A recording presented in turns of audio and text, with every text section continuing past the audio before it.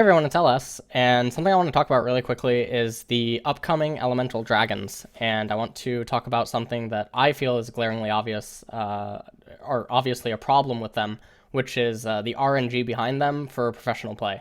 So something I want to just mention is obviously all the dragons. You have Fire Dragon increases champion killing power. They are RNG completely until 35 minutes in the game. When the Elder Dragon is going to spawn, and I guess they're going to have this separate from Baron. My problem with this is imagine that you are in a competitive League of Legends tournament, LCS, LCK, LPL, whatever, and you end up drafting a team that is primarily focused on poke and siege. And throughout the draft, you actually get smashed in the draft. Even though your team comp at its core is a poke and siege comp, the enemy team... And my problem with this is imagine that you are in a competitive League of Legends tournament, LCS, LCK, LPL, whatever, and you end up drafting a team that is primarily focused on poke and siege.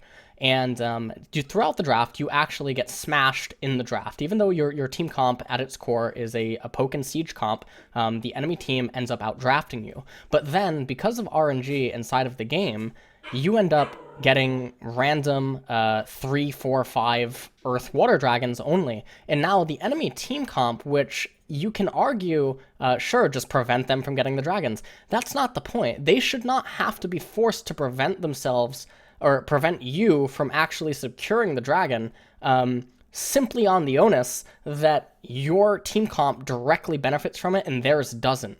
That doesn't make any sense. The fact that they were able to establish a clear set advantage against you in the pick and ban phase, and then in the early, mid, late game, whatever, they're having to worry about these upcoming dragons that only favor your team comp, or not necessarily that they only favor your team comp, because obviously they can definitely benefit you, but they have to go out of their way to prevent your team comp from getting it. That's not fair. That RNG isn't really acceptable in professional gameplay. And you can talk about Hearthstone all you want, or you can mention Dota or whatever. We've seen what it's done in Hearthstone, because Hearthstone is clearly not as stable as some other card games that exist in terms of the RNG factor. And there is no reason to incorporate this type of RNG into such well, it's not necessarily stable, but it is, for the most part, a stable game. And you add this dynamic to it that a lot of players are probably going to hate if they end up getting screwed over by it. So I think that's pretty important to bring up.